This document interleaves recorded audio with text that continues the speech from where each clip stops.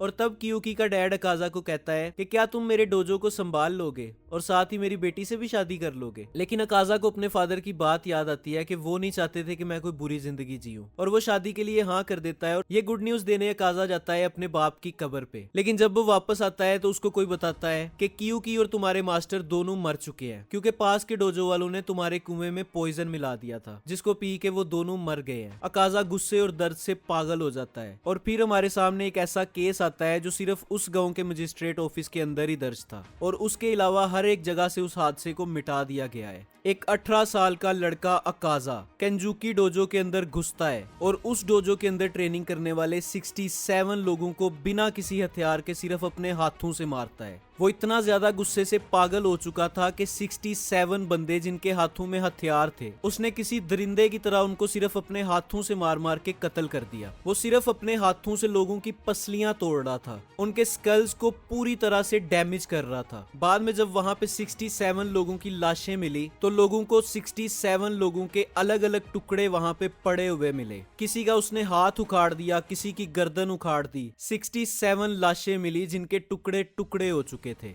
और ये हादसा इतना ज्यादा खतरनाक था कि बाद में गांव के लोगों ने डरते हुए इसे एक झूठी कहानी का नाम दे दिया कि यहाँ पे ऐसा कभी कुछ हुआ ही नहीं। उसके बाद हम लोग देखते हैं कि बुरी तरह खून से भीगा हुआ काजा चलता हुआ जा रहा है और ब्रिज क्रॉस कर रहा है। लेकिन तभी उसको सामने ब्रिज पे मिलता है मुजान। मुजान ने सोचा कि मैंने यहाँ पे किसी भी डीमन को नहीं भेजा, तो फिर आखिर इतने सारे लोगों को मारा किसने। अकाजा ने मुजान की तरफ देख के कहा कि सामने से हट जाओ वरना तुम भी मारे जाओगे। लेकिन मुजान ने तभी अपना हाथ अकाजा के सर में घुसा दिया और यहाँ से शुरुआत होती है अकाजा के डीमन बनने के सफर की। अकाजा को जब ये सब याद आता है तो उसको काफी ज्यादा दुख होता है कि मैंने ना तो अपने फादर के आखिरी लफ्जों की इज्जत रखी और ना ही मेरे मास्टर ने जो मुझे सिखाया मैंने उन मूव्स का अच्छे से इस्तेमाल किया। और तभी गियू और तांजिरो देखते हैं कि अकाजा अपना ब्लड डीमन आर्ट यूज करने वाला है। वो दोनों एकदम शॉक हो चुके हैं क्योंकि अब वो लड़ने की हालत में बिल्कुल भी नहीं है। लेकिन तभी अकाजा अपने ही वार से अपने आप को डिस्ट्रॉय कर लेता है, लेकिन दोबारा से रीजनरेट होने लग जाता है। पर वो खुद को रीजनरेट होने से रोक रहा होता है और खुद को कह रहा होता है कि ये दोनों अच्छे से लड़े,